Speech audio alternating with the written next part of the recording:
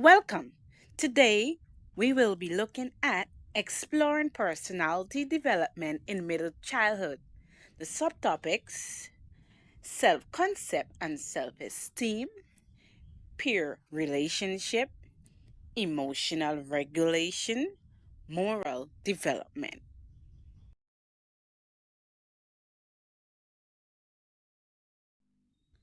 Self concept and self esteem. Development of self concept during middle childhood. Experiencing comparison. Children compare their performance with that of others. Example, let's say a teacher tells her pupils to draw a house. At the end of that task, pupils will be eager to compare their drawing among their peers. Greater cognitive flexibility. Their thinking become more subtle and adaptable. Meaning children are able to learn skills, cope at a quicker rate, and are more adaptable to change.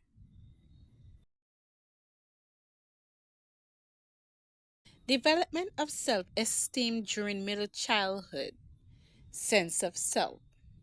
Realistic self evaluation is more evolved. A child will no longer want to be Spider Man or Tinkerbell and have superpowers. They instead become more industrious, constantly doing, playing, socializing, and achieving.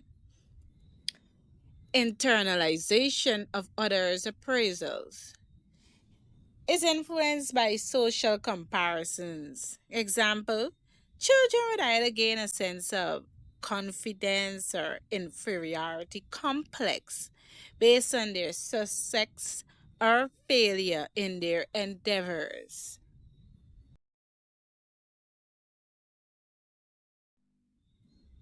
Factors that can boost or hinder a child's self esteem. Factors that can boost or hinder a child's self worth. Comparison to others. Unfavorable comparisons may lead to feelings of inadequacy. Bullying. Negative peer interactions impact self esteem. Criticism. Negative feedback can lower self esteem.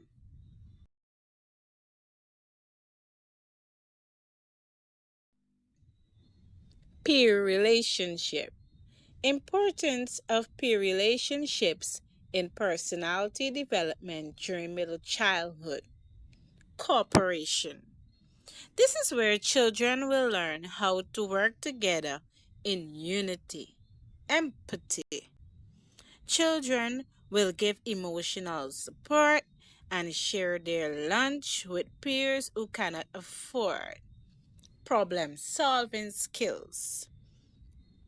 A child in their quiet time will recall, oh, I saw Jane did it this way. I can incorporate that same idea for my problem and get the correct results.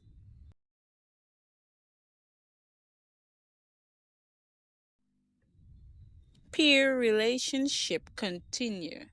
Challenges and benefits of peer interaction during middle childhood.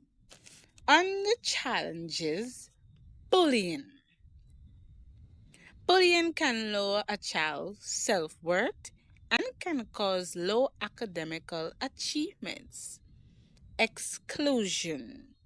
A child in isolation over time will have awkward socializing skills and may develop extreme violent outbursts and become self destructive, which may lead to suicidal tendencies.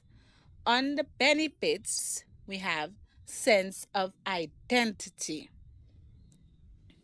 encouraging children to make friends and participate in peer group activities can support their sense of identity, sense of belonging. Children develop a sense of belonging when they feel accepted and they trust those that care for them.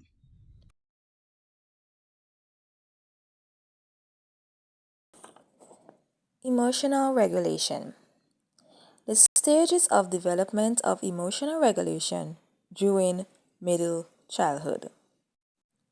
The first stage is emerging emotional understanding, and this is the ages between 6 to 8 years old.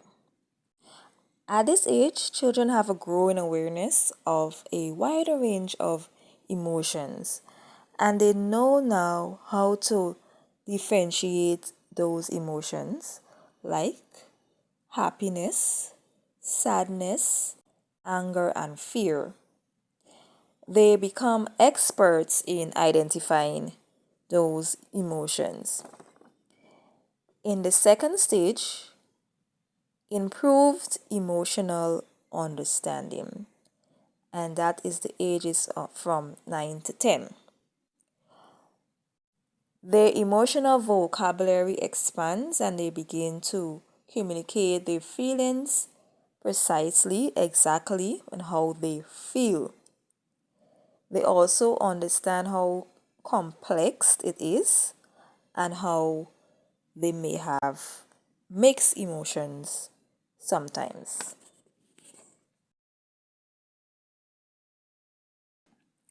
And the last stage is social influence, and that is the ages of 11 to 12. So, peer relationships become very important to these children, and because of the feedbacks of their peers, they no longer want to behave in a certain manner. For instance, one child might say to another, "Oh, girl, you're dramatic." They don't want to be labeled as dramatic, so they refine that emotions to suit their peer expectations.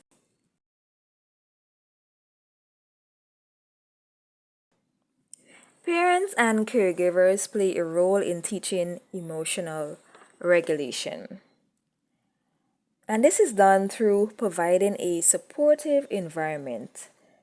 Parents can spend dedicated time with their child, they can listen actively to them, encourage them to express themselves, validate their feelings, and offer guidance when it is needed.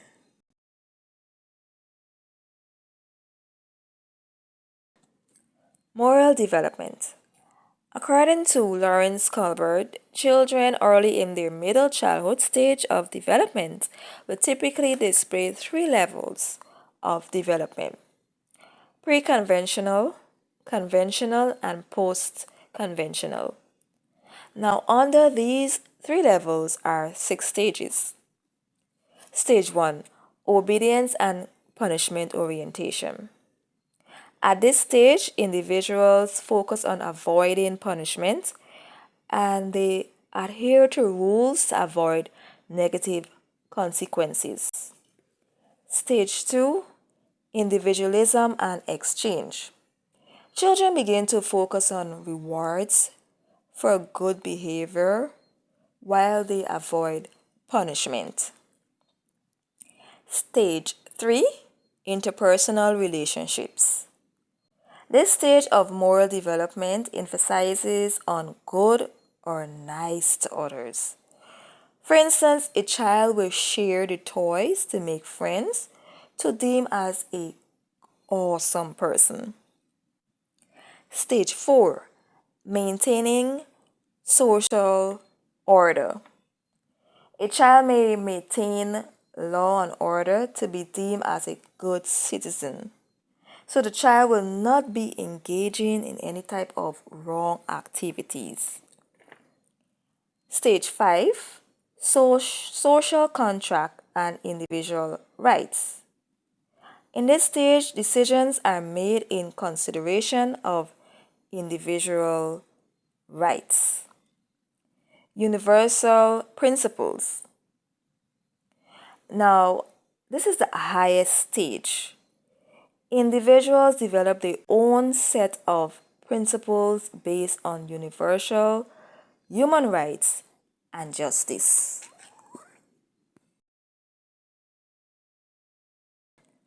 Moral development continues. Examples of moral dilemma children may face and how they develop moral reasoning. Example 1, sharing and cooperation. The dilemma: a child may have a favorite book and a friend wants to read it. The moral reasoning development will be that this dilemma encourages the child to consider the feelings of others. Example 2, truth telling. The dilemma: a child may accidentally knock over a bottle and is asked by their teacher how it happened. Now, the moral reasoning development will be honesty and truthfulness.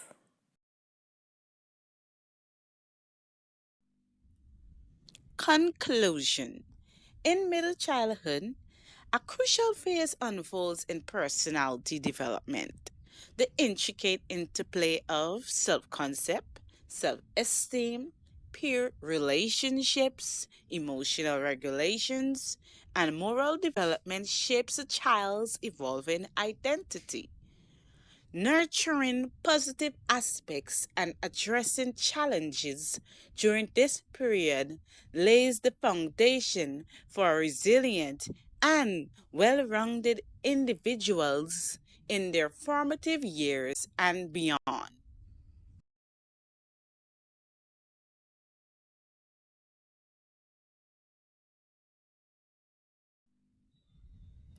Personal reflections. I'm Kizzy Sullivan. This assignment has exposed me to the realization of how to meticulously observe children's behavior, identify the root causes, and resolve any issues. Yes, let me share with you an experience I passed through as a child. I guess it was because of my small stature and quiet nature. I was easy target for the bullies. So on this particular day, a male classmate slapped me for no reason. It really hurt me. So I went to some female classmates who as well bullied me. But as I said, it really hurt me.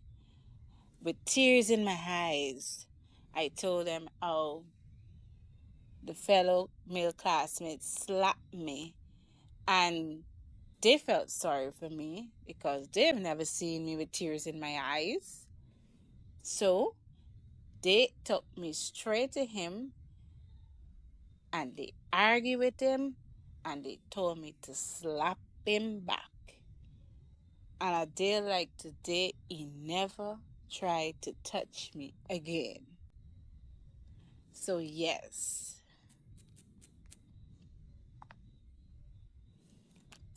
that's an experience I passed through. I am Akisha Gurdon, and upon the completion of this assignment, I have learned two things. One, both emotional and moral development are interlinked, as emotional competence contributes to moral reasoning and decision making. The second thing is family, culture, and societal norms significantly influence moral development. My experience as a child was very dramatic, so to speak. My father left us when I was 5 years old. Now, one day we had a family gathering and he showed up So I went to him and I said, Daddy, why are you even here? I haven't seen you in 2 years. I was very angry. I was crying. I was shouting. I even gave him some bad words. So he held me and he shook me up and he said, Girl, what's wrong with you? Stop it. So my mom then came to me and said, Relax, Akisha, everything's going to be all right. Let's go home. So on that day I realized that I need to fix my emotions and get them in order. But I was also happy that I did get to express my feelings to my father. Thank you.